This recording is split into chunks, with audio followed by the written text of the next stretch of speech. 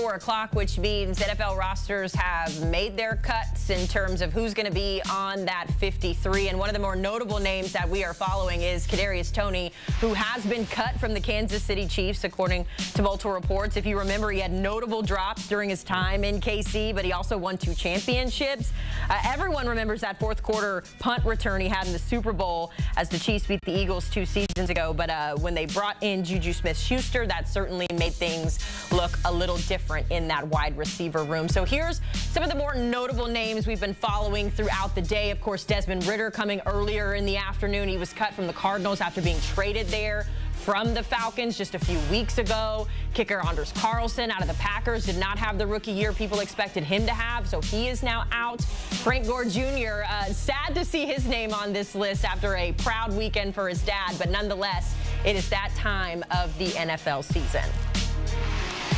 Back here on CBS Sports HQ, Haley Sutton alongside our NFL analyst, Douzable, Pete Prisco. We're also bringing in our former GM, Rick Spielman, to talk about all things NFL cuts. Gentlemen, I want to start right there with Kadarius Toney. Obviously, I don't think this was a surprise, really, for anyone. We kind of all saw the writing on the wall there, but still, it's a big name leaving a team looking for their 3rd consecutive Super Bowl. Lijay, I'll come to you first here. Just your thoughts on the move. Yeah, again, I think this was a long time coming in regards to Kadarius Toney. You named some of the things that he went through with the Kansas City Chiefs, the drops that he had, the pivotal drop in week 1 versus the Detroit Lions. And also, we can all remember when he didn't line up on the line of scrimmage and negated one of the best touchdowns we had seen in NFL history in regards to Travis Kelce having a heads-up play and finding him down the field and lateraling it. So there was also some things off the field that he was dealing with the Kansas City Chiefs. So I just think the direction the Chiefs were heading in, and you could kind of see last year when they didn't dress him for games down the back stretch of the season, that this was ultimately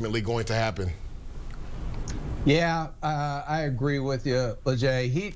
When he came out of Florida, he had one big year. A lot of people saw the speed, saw the athleticism, but really questioned, was he a true receiver or not, or was he just a gadget guy? He reminded me a little bit of when we drafted Percy Harvin, although Percy Harvin turned to being a pretty good player, but he could never seem to click, whether he was with the Giants or with the Kansas City Chiefs. And if you can't click with the Kansas City Chiefs, then you have an issue, because he is a talented athlete.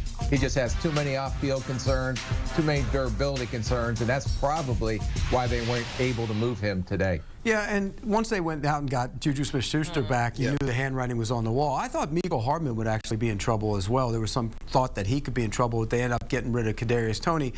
They didn't draft him, and sometimes when you draft a guy, you hold on to him too long. It's easier to cut a guy when you don't draft him, and we see that go on week in and week out, especially at this time of the year. Guys you draft, you're kind of prone to keep them.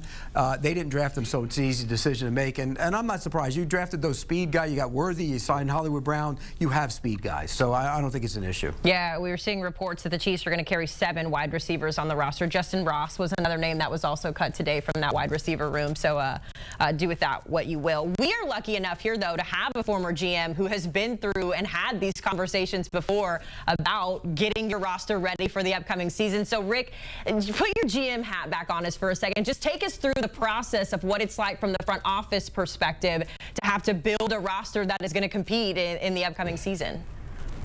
Yeah, no, you go through it just like a draft meeting with the coaching staff. You hear their opinions on the players. You hear the personnel opinion on the players, and you have to make tough decisions whether you're going to keep a guy that is younger, you're going to move on from a vested vet because you don't want to pay him for the year if he's on the 53-man roster, but you're also, if we expose this young player, is he going to get claimed? Because that's the biggest thing that most front officers are scared about, losing a young guy that you put out on the waiver wire and someone else claims him.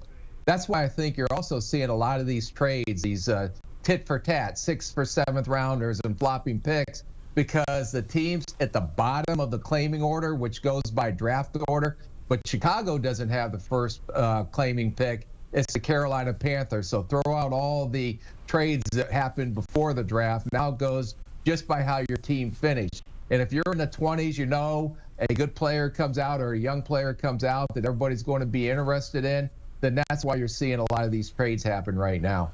I thought when you were introducing him as our GM, I thought you were saying he knows what it feels like to be cut by an NFL team. I do, Pete. I was cut twice. I was cut by the LA Chargers and I was cut by the Detroit Lions. And you were cut by the Minnesota Vikings a couple. You were cut by the Minnesota Vikings a couple years ago. Goodness. We're going off the rails. Pete just had to get that little dig in there, didn't he?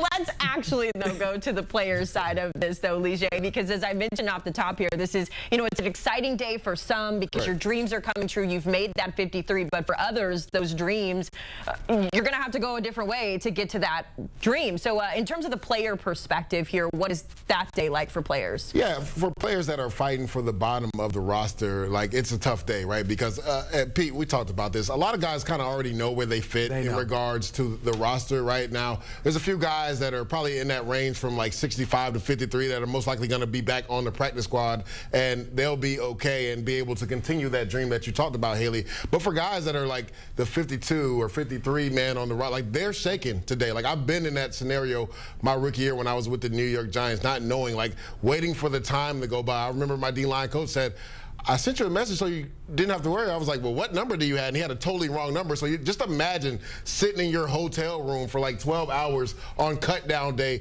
wondering if you're going to get that call that says, we need you to come in, bring your iPad, the head coach and the GM want to talk to you. So I've been in that scenario. So I feel for those guys going through this. But for a majority of the guys, they kind of know where they fit in regards to the roster. But it's a tough day for guys who had a dream in mind that their dream ends today.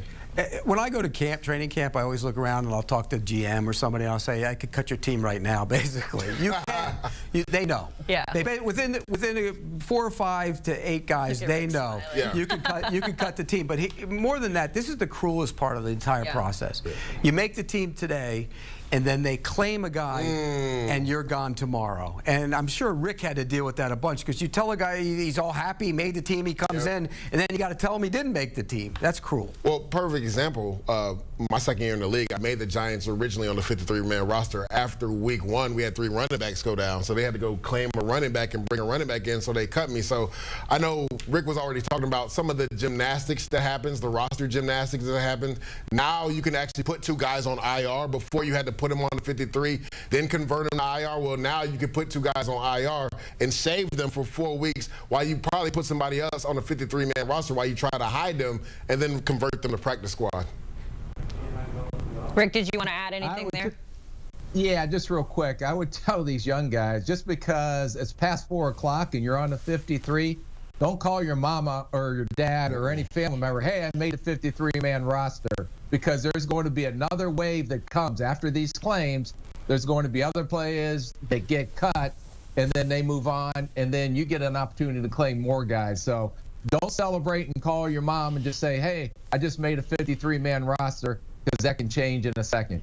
Yeah, this is the time when everything is changing. Got to keep your head on a swivel, even for fans trying to figure out who's going to be on their favorite roster. Let's get into some winners and losers. And I hate this terminology because, like, it's already such a tough day, but that's what we're calling it. Pete, I'm going to come to you first here. Who won the NFL cut day in your opinion? By the way, let me just give some life coach here, talk here. If getting cut from an NFL roster is the worst thing that happens to you in your life, you had a hell of a life. Great point. Look at it from that standpoint. Great point. Give us your winners now. It's tough when you go through it, though. I get it. It's a tough day, but basically, like I said, most of them know you're a realist. It is a tough day, but if that's the worst thing that happens to you, you had a hell of a life.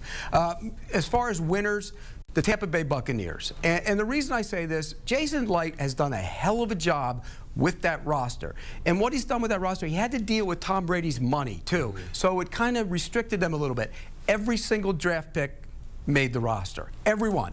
That team is young. They're getting athletic. They're getting fast. And they still have a nice mix of veterans, guys like Levante David and Mike Evans.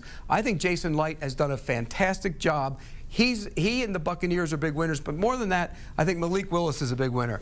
He goes from being a third-string quarterback, because he was behind Mason Rudolph in Tennessee and Will Levis. Now he's the backup quarterback in Green Bay, so he has a better chance to play. If there's an injury, you never want to see anybody get hurt, but you have a better chance to play. So those are my 2 winners. As far as the losers, Let's go to the quarterback class of 2021 and 2022. Oh, my God. They're all, with a few exceptions. You know, Brock Purdy in the one draft class is still with his team. Skylar Thompson still with the Dolphins as a backup.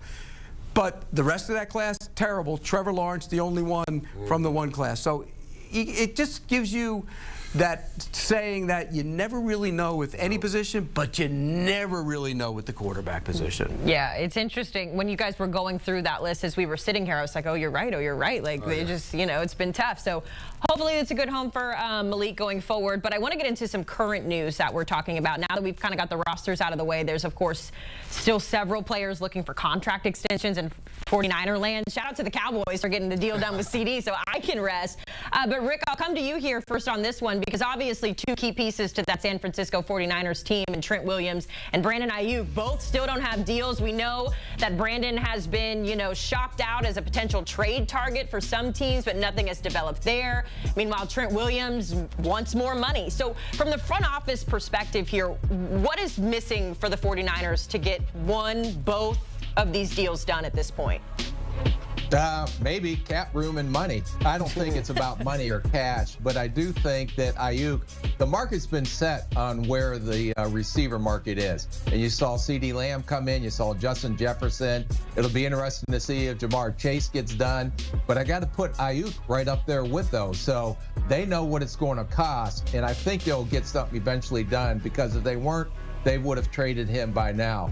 The one I'm majorly concerned about is Trent Williams, who to me is still one of the best, if not the best left tackles in the league right now. He's not coming in, and he doesn't care. He's a vet. He knows how important he is to that roster. He has plenty of money. He doesn't care about the fine. So that's the one, if I'm sitting there in John Lynch's shoes, I'm very worried and want to make sure that I can try to get that done. But that's going to be tough to do, because I know Trent Williams has no hesitation at all about holding out until he gets his deal done.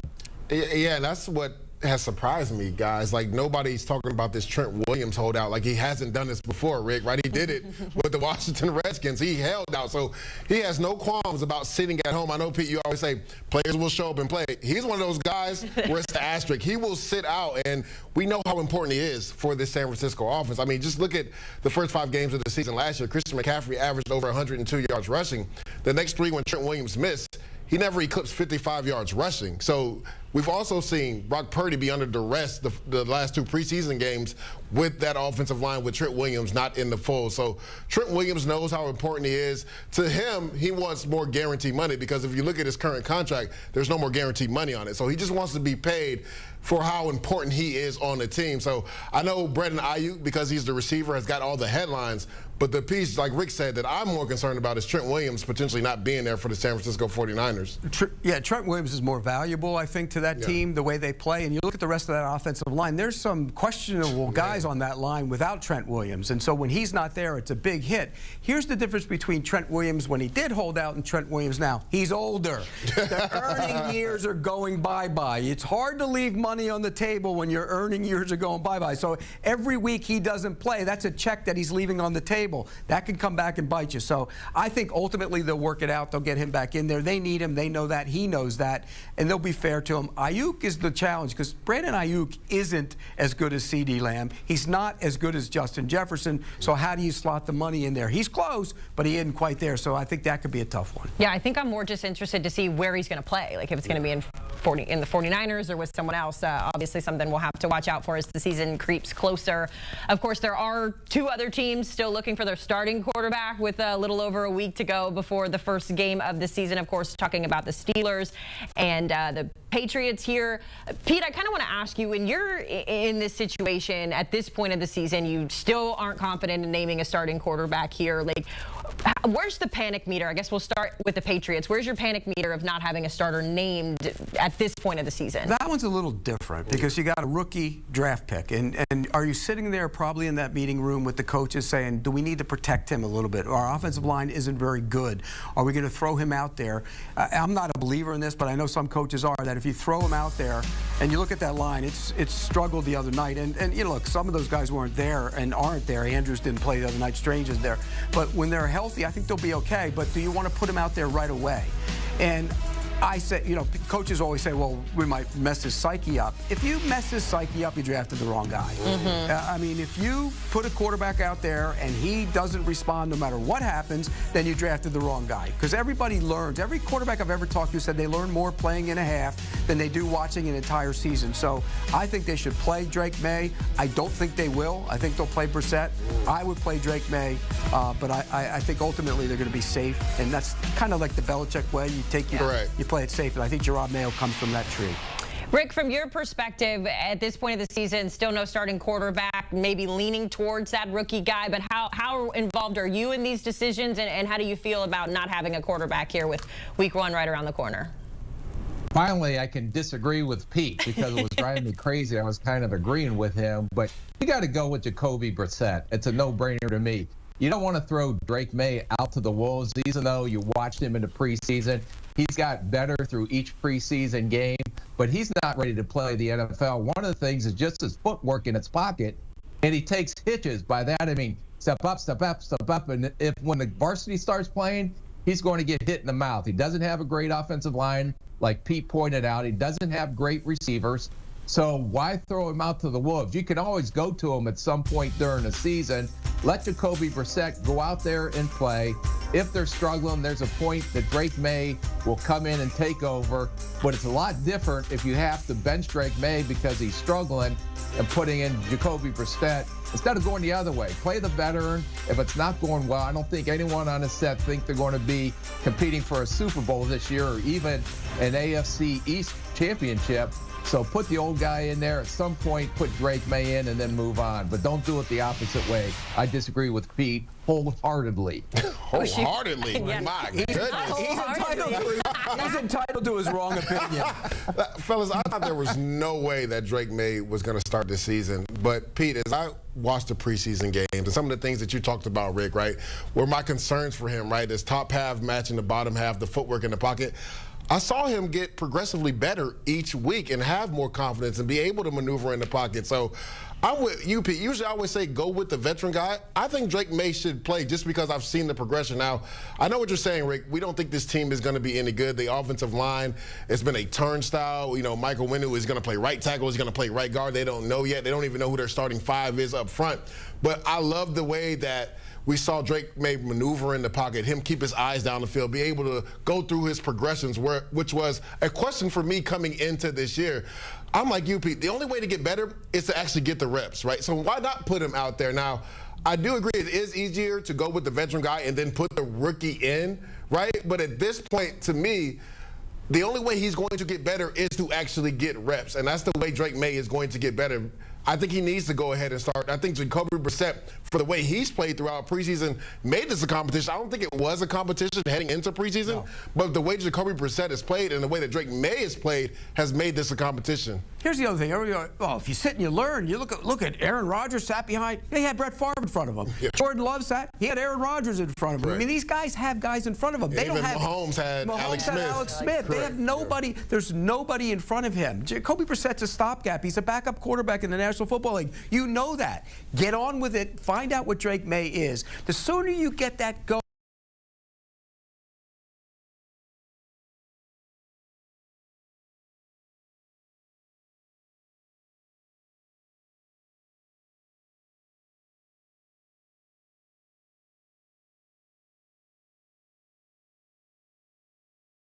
Back in early, so you know if he has a weakness, if he's going to make mistakes early in the season, so then you bring in the backup. Obviously, there's a couple of different opinions, but producer Boney's telling us we got to go, so we got to move on to our last topic here.